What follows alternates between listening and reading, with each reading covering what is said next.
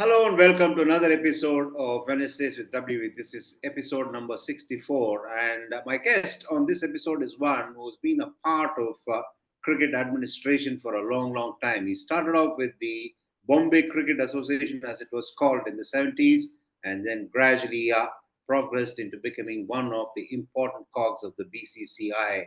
He's been around for a long time and he's done his work very diligently, but yet, the beauty of that man is that he's extremely popular with everybody he's dealt with, be it his colleagues in the BCCI, the secretaries of the different associations, or the cricketers who he has handled and dealt with. And I'm talking about Professor Ratnakar Shetty. Morning, Professor. How are you doing? All well? Good to see you after a long time. Yeah, same here. And let's hit the road, as they say. What prompted a chemistry professor to make a foray into cricket administration? Well, I don't think I had planned anything in cricket administration. I used to teach chemistry at Wilson College.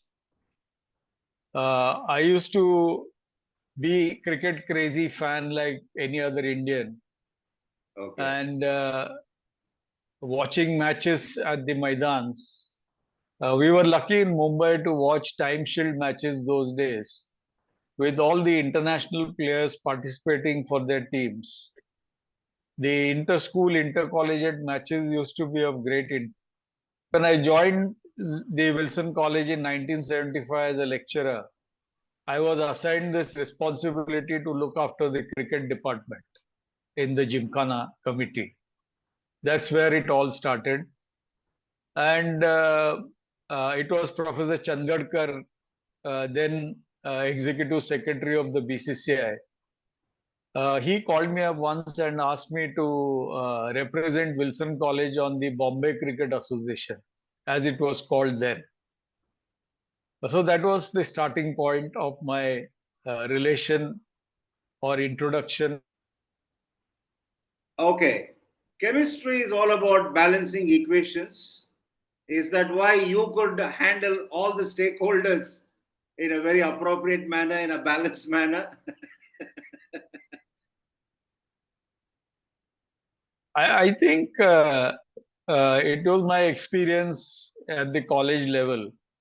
Particularly, I was the assistant warden of the hostel, boys' hostel, for 6 years. I was in charge of the student activities in those days, and interacting with senior teachers in the college. Some of them were outstanding.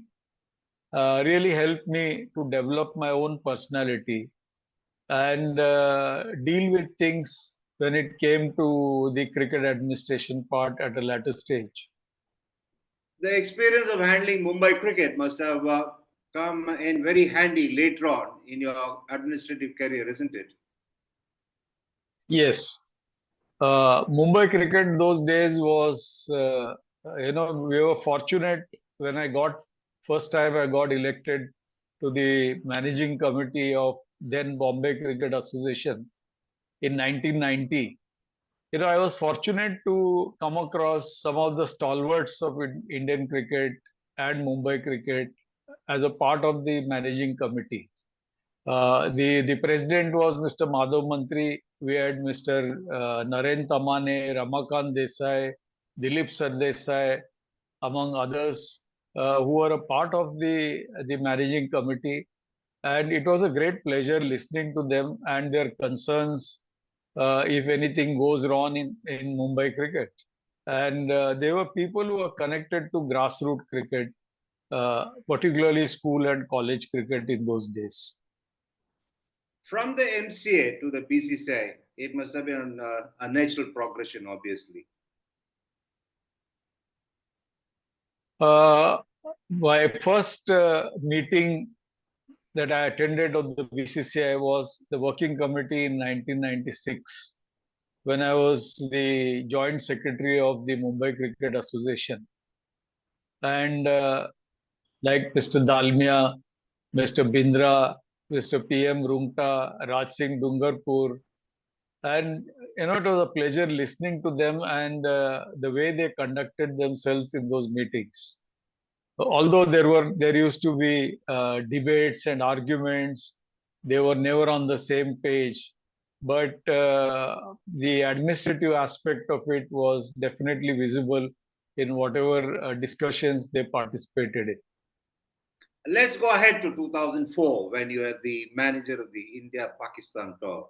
That must have been a great experience.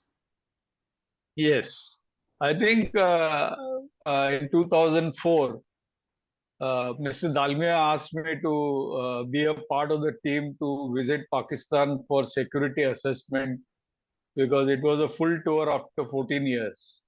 And the previous experience was not good, where Shrikant was manhandled on the ground by spectators. Uh, when we visited, it was Yashwardhan Azad who was then the police in charge at the IB ministry. Amrut Mathur and myself, three of us, we went there. And it was great to see the passion among the crowd there, just to understand that India and Pakistan are going to revive the uh, cricketing aspect again after a long time. The government of Pakistan assured us full security. And finally, when the tour was announced, uh, we had to give in our inputs as to how the tour would proceed and the venues. And I still remember our committee had proposed to the government of India that we would just be playing a one-day match in Karachi, Rawalpindi, because these were places where there used to be problems earlier. And accordingly, the BCCI prepared a schedule of the tournament. But I had never thought that I would be appointed as a manager for the tour then. When Mr. Dalmia announced it, I thought that if everything goes well, fine. But if there is a problem and on the tour, and particularly with respect to the result of the series, I'm sure there would be a problem back home also with people in India never agreeing to a loss to Pakistan in a cricket match. But things turned out well. There were apprehensions in the minds of the cricketers also. And Mr. Dalmia had a word with all of them. So the full team was available for Pakistan tour. And the tour was a great experience for me because the then Prime Minister, Shri Atal Bihari Vajpayee, met the team before we left for the airport. And he had us as an advice to the team that you play your cricket and win your matches, but we need to also win the hearts of common Pakistani people. That was a great message that he had for the team.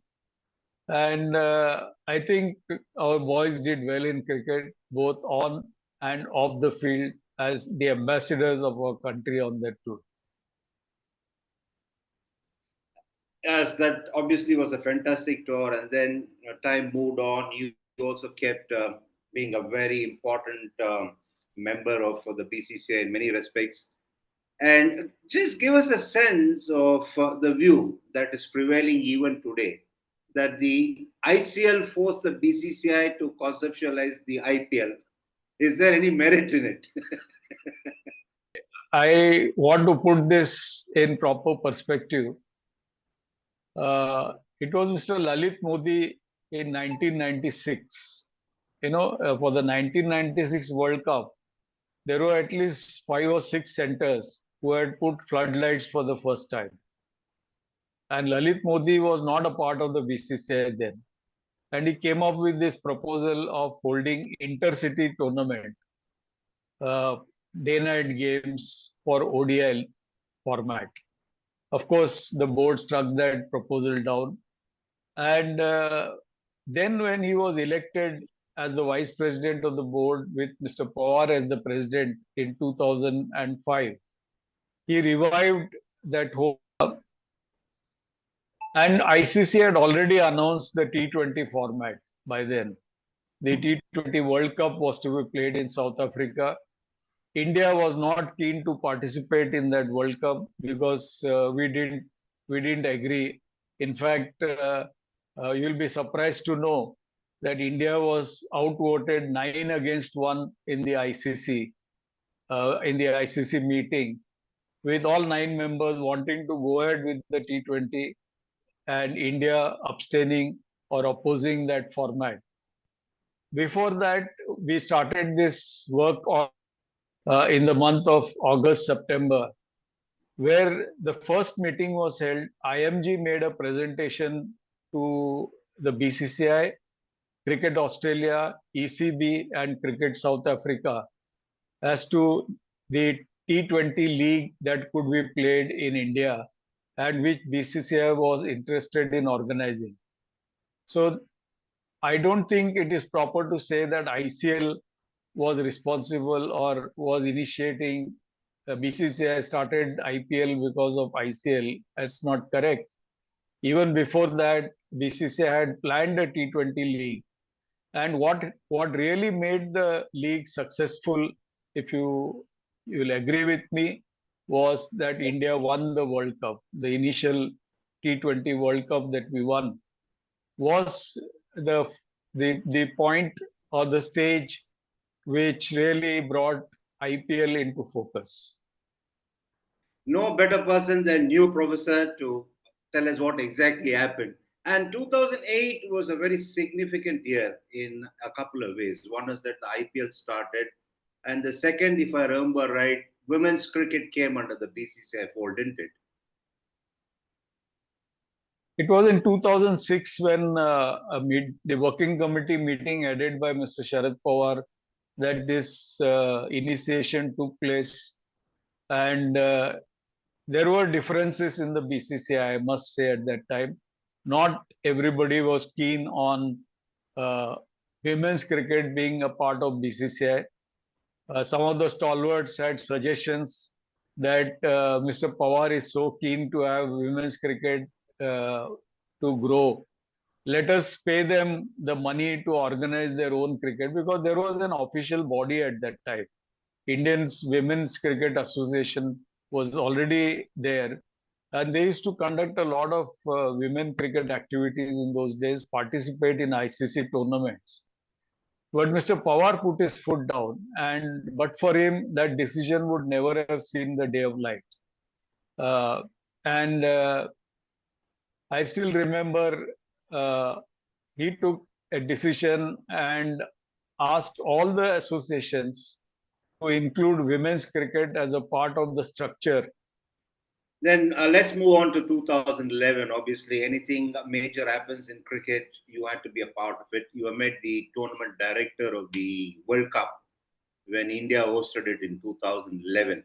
How taxing was it? Uh, Actually, India was not supposed to be uh, hosting, I'm sorry, not supposed to be in charge of that ICC 2011 World Cup. As per the original decisions, 4 countries were to organize together: Pakistan, Bangladesh, Sri Lanka, and India, out of which Bangladesh was a new entrant.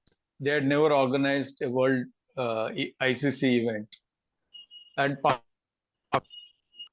where the Sri Lankan players were attacked, turned the tables on, and Pakistan was excluded as an organizing member. So we were left with India, Bangladesh, and Sri Lanka. As a result, India became the hosting nation to be in charge. That's how it happened. And the matches to be played in Pakistan were distributed equally between India, Pakistan, India, Sri Lanka, and Bangladesh. And it was a taxing and stressful event. But for me, the most stressful thing was 3 of our important stadiums were undergoing total refurbishments. That is the Chepauk ground, uh, Eden Gardens and Wankhede Stadium. And we were running against time for completion of the facilities in these stadiums. ICC was holding continuous inspections at regular intervals. And, we were worried whether we'll be able to be in time to organize the matches. But all three venues completed the work, but there was a slight delay according to ICC experts. The first match, India-England, which was supposed to be played in Eden Gardens, they felt that Eden Gardens wouldn't be ready for that, and the match has to be shifted. So that was shifted to Bangalore. Then there were issues because when you host a world tournament in Asian country, uh, you know the other nations usually have a problem with the security issues, and they want guarantees of different types of the securities for the teams that will be provided. So that was one issue that was there, and it was helped by all the three governments, I would say. And one major problem that we faced organizing the tournament was in India, basically, because the Indian government had just a few months before the World Cup introduced a rule that anybody who leaves India, a foreigner, he cannot enter India within 2 months. That created a lot of problems for us because matches were to be played in India, Sri Lanka, and Bangladesh, which meant the teams, the commentators, the spectators, the officials, administrators, everybody would be traveling from one venue to another during the World Cup. But the Prime Minister, Mr. Manmohan Singh, was kind enough to get a solution in that. That everything was cleared in that finally, and that hurdle was also solved. The biggest headache for me was, I think, the India-Pakistan match organized in Mohali. You know very well the type of demand that goes into an India-Pakistan match even today. And Indian stadiums, Mohali became too small a stadium to stage an India-Pakistan match. And to add to my problems, both the prime ministers decided to attend the match and witness, be a part of that match. So there was so much additional pressure on Mohali, that is the Punjab Cricket Association, as well as the BCCI, to ensure that everything goes off smoothly. And the security, very funny. The security was so strict that day that even the food truck for the players was not allowed for the players. We had to make makeshift arrangements with whatever was available in the stalls, collect that and provide that to our team. Uh, these are practical difficulties that we come across while organizing a world event in India. And I was fortunate to experience all this and do it in a manner that it didn't create much problem to anybody. All of you did extremely well off the field. The boys did well on the field. They won the tournament. Everything was looking hunky dory. But then again, 3 years down the line, a big scandal must have been a setback, isn't it? The fixing saga in 2014, to say the least.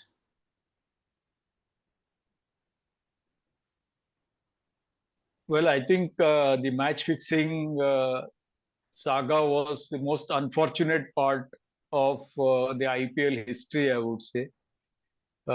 Everybody was worried how it would dent the future of IPL, which was gaining a lot of popularity in those days world over. If you remember, WV, there was also a match fixing issue much earlier than that, in the 90s. Playing the game at that time were were people who could turn the tide and ensure that Indian cricket is not affected by what happened off the field. And we were really fortunate to have overcome that. But when IPL happened, there was already a huge thing going around. The president's son-in-law was accused in that case, and I felt that somehow there were quarters or people who were interested in maligning the then president, Mr. Srinivasan, also at that time, apart from causing damage to the IPL as such. But that was very unfortunate, and I don't think we have still fully recovered from that.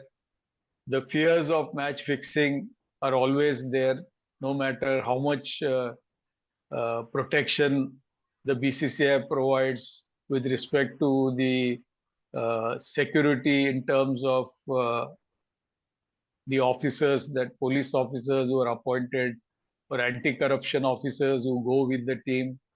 But still, somewhere the fear lingers on, because apart from that 2013 IPL incident, there were incidents which were reported in the local Indian leagues also, which was a cause of worry, I think, for BCCI, and which still is a cause of worry. And then the fallout was the disruption of the functioning of the BCCI. But you were still there because you were the chief administrative officer of the BCCI. How challenging was it, or how difficult was it running the BCCI while convincing a group of people who are happy to disagree to agree or agree to disagree? I think the whole nature of working of BCCI changed with the appointment of committee of administrators. Didn't remain the same as it was before this incident happened, because of the way BCCI is to function, the office bearers taking decisions. People may have criticized or may criticize a number of things which, according to them, is not proper or was not proper in BCCI. But at the same time, one has to give credit to the BCCI for bringing the game to what it is today, whether financially strong or facilities and the standard of cricket in India that we see. It was one of the toughest periods for me in particular, because I had worked in a regime where there were elected representatives running the show, and my last 2 years were with the committee of administrators, who had a different way of dealing with things, and they used to go by the rule book on everything, because they were appointed for that purpose, to ensure that BCCI is brought on track. I'm not very sure whether the LODA recommendations have seen the light of the day even today, because there is so much of problem that still exists so far as the implementation of those recommendations are concerned. Nevertheless, things have moved on. Elections of the BCCI were held in 2019, 2022, and things are taking shape in what was the earlier form of BCCI that we saw. The thing is that they say when it rains, it pours. Now, there came a problem from another angle, that from the NCA, it is getting stagnated and operations had to be suspended. That should go down as one of the lows of BCCI as well, isn't it? Well, I think you have been a part of NCA too. Yeah, yeah. And we had many good cricketers who ran the show at the National Cricket Academy. But somehow, I always feel that because we had a place offered by KSCA, we didn't take the jump of organizing our own facility for all these years. Finally, we bought a land at Bangalore, and work is going on. I'm told in the month of July or August, it is likely to be inaugurated. That will be one of the great days for BCCI, according to me, because I really didn't understand with all the kind of facilities and financial strength that we had as to why we could not have our own facility for that matter. And a number of youngsters who have gone through the portals of NCA will not deny this, that they have gained out of their experiences at the National Cricket Academy, whether it is the zonal camp, whether it is the BCCI annual camps. And it has been a positive thing that used to work out. But with its own facilities now, I think BCCI stands to gain, and I'm sure that things will be much better at the NCA when it moves to its own premises. Raman, I only had one regret when I was in BCCI and looking after NCA also as a part of it, that I never understand and I've never understood till date as to why the Indian cricketers, the coaches who were employed at the NCA, could not come out with a handbook of our own, which, with respect to Indian cricket and the way it should be played, and the rich talent that we had in the 90s and 2000 and even earlier, and the lack of history of our Indian cricket among the junior trainees in India. I think these are two areas uh, where I think we need to really work on. We have got some great individuals, people who have coached, they've been coaches, they've played great cricket. We need to come out with a manual of our own. Unfortunately, it is the manual prepared by Dave Watmore in 2008. After that, we have not published anything of our own. I think we need to do that. Yes, it has to be done. One of the things that I was also wanting to be executed during my tenure there, as also a video of all our former greats, so that the current generation cricketers get to see what it was like in those years gone by. I think that's something that perhaps might happen once the new facility comes up. We can always, be Correct. hopeful of things happening. Prof, you know that.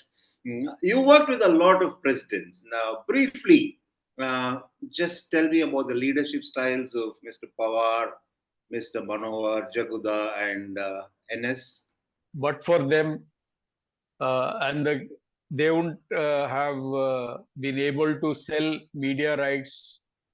They took up the challenge of Prasar Bharati in the courts, and when the Supreme Court decision was finally announced, saying that all cricket that is played in India is the authority of BCCI, and Prasar Bharati has to also file its own tenders if it wants to telecast matches. That one decision changed the face of Indian cricket so far as monetary strength is concerned.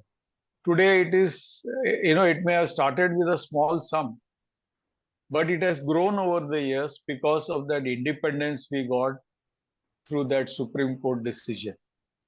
According to me, Mr. Dalmia, as the president, did a lot, and he was somebody who would take decisions, whether right or wrong, and stood for that. Mr. Pawar had, being a politician of high standing, he had his own way of tackling issues, as I told you about, whether it is women's cricket, whether it is the pension for retired cricketers and umpires, uh, and the starting of IPL. I will full credit goes to him because, but for his insistence, many of these decisions would have happened. And uh, Mr. Srinivasan brought in a lot of corporate activity in the BCCI, accountability. He used to be hands-on. And he is one administrator who is different from all others because he was connected with cricket at the grassroots level. And he exactly knew what the problems of cricketers were. He had been nurturing a lot of junior cricketers, employing cricketers in his company. So, and looking after his own state association. He brought that rich knowledge of all this when he came to BCCI. And his decisions, I would say, were important when it came to dealing with cricketers and the problems. And one such decision, which really, which I really appreciated, was the one-time benefit for the cricketers when he was the president. Shashank Manohar, in his own way, was a person who was committed to development of Indian cricket. But somehow something which struck me over the years that I worked in BCCI, which you would be interested in knowing, is that no two office bearers remain together over a period of time. Whether it was starting with Jagmohan Dalmia and Bindra, they split. Bindra went with Mr. Pawar, Shashank Manohar, Srinivasan. That went off. Mr. Pawar and Shashank Manohar were not on the same page at one election.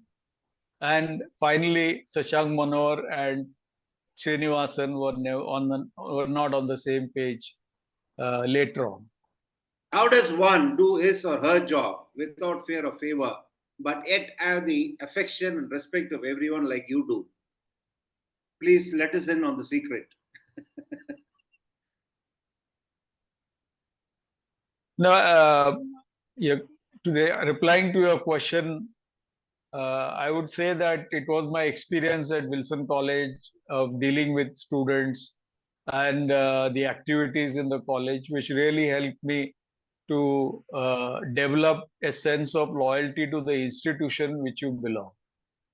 And that is exactly what I did when I came in BCCI. I was not interested in the politics that goes on in the BCCI because that was a part of the institutional, it was institutionalized. So one didn't really have a choice in that. So the best thing was to contribute in a positive manner rather than being drawn into the political decisions or political working in that. And that is where I think all of them respected me. We earned the respect of each other. And there are differences with me on certain issues, but they really appreciated that I could voice my opinion on several factors in the BCCI. Of course, I can vouch for it as far as the viewers are concerned. Professor Shetty has been one who's highly respected by everybody, and he's also popular, who's absolutely loved by everybody, be it the cricketers or administrators. Finally, Professor, delighted the way the WPL has panned out in the last 2 years. Oh, yes. I think that is another great thing that has happened from the point of development of women's cricket.